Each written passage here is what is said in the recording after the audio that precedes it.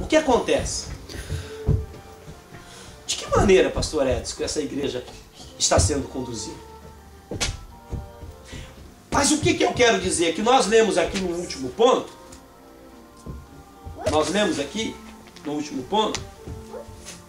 que por vezes você vai viver no meio de pessoas que, começando pelo pastor, não vive a verdadeira palavra. Mas o Senhor Jesus por vezes te quer ali, para que você seja luz, aonde mesmo a heresia está avançada. E protestando com o seu testemunho, com a sua vida, com a sua maneira de pregar o Evangelho, você consiga fazer com que eles acordem enquanto é tempo. Porque enquanto há fôlego de vida no corpo, há tempo para o arrependimento. Os irmãos concordam comigo, sim ou não? Amém. Então vamos terminar. No nome de Jesus. Aonde que eu parei? Ele mantinha aqui, ó. Antipas, o fiel testemunho. Antipas, fiel testemunho.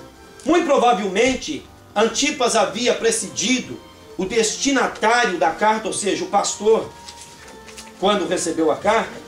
E pelo que depreendemos das palavras do Senhor, o fiel Antipas, cujo nome em grego significa contra todos, levantara-se para combater os apostatas que haviam entronizado o diabo naquela igreja. Por isso ajuntaram-se todos para tirar-lhe o quê? A vida. A vida.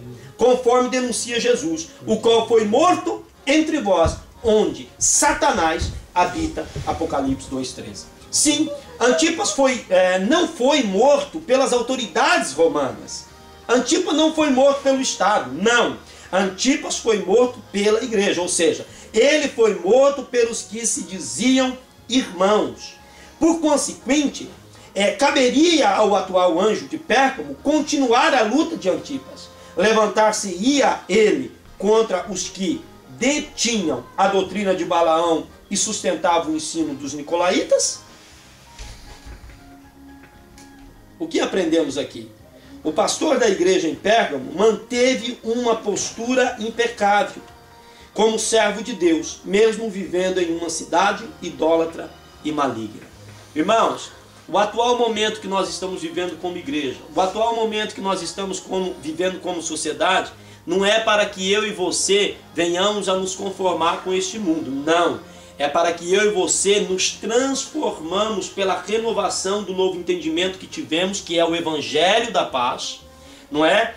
E transformamos por esta palavra e pregamos contra o mundo. O problema é que hoje nós estamos conformados. O problema é que hoje as pessoas vêm cantar de qualquer jeito na igreja e não tem ninguém para falar nada. Por quê? Não, nós não sabemos, ninguém sabe a vida de ninguém. Não podemos julgar. Jesus disse, não julgueis para que não sejais julgados. É mentira isso. Jesus disse sim isso. Não julgueis para que não sejam julgados. Porque com a mesma medida que julgar, vós será julgado. Agora, você tem medo de ser julgado pela palavra? Eu tenho medo de ser julgado pela palavra? Não. A ordem e a decência da igreja continua, prossegue, segue.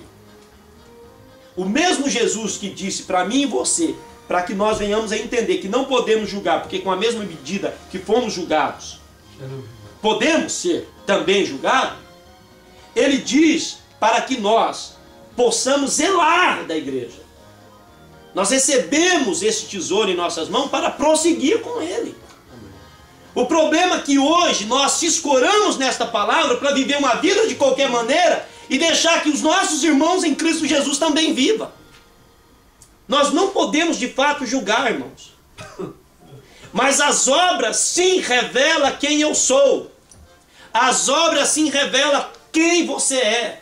Então, se eu não dou testemunho de cristão, o pastor Edson, como pastor dessa igreja, tem que me tirar do púlpito. Sim ou não, pastor Edson? Se você não dá testemunho como cristão, ele é forçado a te tirar do púlpito. Por quê? Porque o cajado está na mão dele e ele zela pela igreja. O problema é que hoje as pessoas estão colocando os pastores como refém, os evangelistas como refém, os presbíteros como refém, os diáconos como refém, os irmãos como refém. Quando vai falar alguma coisa, Jesus disse para não julgar. Então não me julga não. Você não sabe da minha vida, mas as obras é de ímpio. Se eu estou vivendo como um ímpio, Vocês precisam me julgar, irmãos? Sim ou não? Vocês precisam me julgar? Sim. Não, a minha própria vida está me julgando. A palavra de Deus está dizendo quem eu sou. Então não existe isso, a igreja continua tendo ordem. Lá estava a doutrina de Balaão plantada, mas lá existia um pastor firme na palavra. E lá existia esse pastor para dizer, ainda o Senhor está presente aqui. Diga isso na sua casa, ainda o Senhor está presente aqui. Diga isso no seu trabalho, ainda o Senhor está presente aqui. Diga isso na sua igreja, ainda o Senhor está presente aqui. Como esta mulher disse a mim, olha, eu disse a meu marido isso. E ela quis dizer o que? Ainda o Senhor está presente na minha vida. Ainda a Bíblia é a visão geral minha. Não é a igreja, não é o modismo, não é estes costumes que estão passando por cima da palavra bíblica e dizendo que todos podem ceiar, porque numa oração os pecados de todos estão perdoados. Quem tem esse poder de perdoar pecado? O pastor da igreja? Não, mentira. Isso é romanismo. Quem tem poder de perdoar pecado é o Senhor Jesus. Aleluia. E o Senhor me mede pela palavra. A igreja me mede pela palavra. O pastor Edson me mede pela palavra. Eu meço vocês pela palavra. Nós nos medimos pela palavra. A palavra de Deus continua sendo viva e eficaz e tem o poder de nos medir. Amém. Para terminar. Aleluia. Doutrina de Balaão. Ensino pseudo-bíblico que, torcendo as Sagradas Escrituras através dos artifícios teológicos e hermenêuticos, e isso é perigoso, corrompia a graça de Deus apresentando aos santos uma teologia permissiva e eticamente tolerante. Com sutileza. O objetivo dessa doutrina era levar o povo de Deus à prostituição e à idolatria, e não era a prostituição propriamente dita como nós conhecemos hoje, e nem a idolatria propriamente dita como conhecemos hoje, mas era a corrupção, ou seja, era a refutação da palavra verdadeira e o apego às teologias de mentira que estavam sendo pregadas na igreja de Pérgamo e que estão ainda evidentes na igreja atual. O objetivo dessa doutrina era levar o povo de Deus à prostituição e à idolatria, a fim de, enfraquecendo-os moral e espiritualmente, extorquia-lhes os bens materiais. Era a teologia dos ladrões. O patrono dessa doutrina era Balaão, filho de Beor, que, embora profeta e teólogo, utilizava-se da profecia e da teologia para levar a maldição ao arraial hebreu, Números 25. Subornado por Balaque, rei de Moabe, ou seja, Moabe, eu e Orcelino estávamos conversando esse dia, são os descendentes dos filhos de Ló com as suas filhas, quando as filhas embebedaram Ló, então coabitaram com eles e tiveram filhos para preservar a origem de Ló, mas pecaram contra o pai e contra Deus. Então estes moabitas eram descendentes de Ló e das suas filhas, né, do incesto que houve na sua casa. Ensinou-lhes como levar a maldição entre as tendas hebreias. Por isso o apóstolo Pedro taxa Balaão de louco, e Judas o acusa de venalidade, que significa quando se deixa vender. Se você se vender, se eu se vender, nós estamos praticando a venalidade. Balaão tinha os seus discípulos em Pérgamo, estimulados pela ganância, utilizavam-se da sua influência teológica sobre a igreja, a fim de levá-los a noivar-se com o mundo. A doutrina dos nicolaítas. Não sabemos muita coisa acerca dos nicolaítas. O que sabemos é que a sua doutrina não destoava quase nada dos ensinos de Balaão, pelo menos quanto ao conteúdo. Se Balaão era dissimulado, sutil e teológico, os nicolaítas, fazendo abertamente comércio dos santos, publicamente apregoavam a repaganização da igreja, afirmando ser possível servir a Deus e aos ídolos, utilizando-se de um linguajar bem elaborado, levando muitos fiéis a se desviarem pelos caminhos da fornicação, do adultério e da idolatria. A conclusão, escrevendo aos Filipenses, o apóstolo Paulo afirmou: mas a nossa cidade está nos céus, donde também esperamos o Salvador e Senhor Jesus Cristo. Embora o cristão não tenha como evitar o lado temporal da vida, seu olhar deve fixar em sua redenção eterna. Quem está comigo diz amém. Amém. Jesus sabia da sedução que os bens terrenos podem exercer sobre nós, E por isso advertiu, porque onde estiver o vosso tesouro, aí estará também o vosso coração. Mateus 6:21. Por esse motivo, coloquemos o Senhor Jesus sempre em primeiro lugar. Amém. Em nossas Aleluia. vidas. Glória a Deus. Aleluia. Irmãos, eu vou dizer algo. Se nós quisermos preservar viva a nossa alma, o nosso espírito com Deus, leiamos a Bíblia. Amém. Se nós quisermos preservar viva a nossa vida espiritual, sejamos bíblicos. Você não mede o teor de fé de uma igreja pelo movimento que ela faz. Você mede pela vida que ela tem. E a vida da igreja, ela tem que ser uma vida bíblica.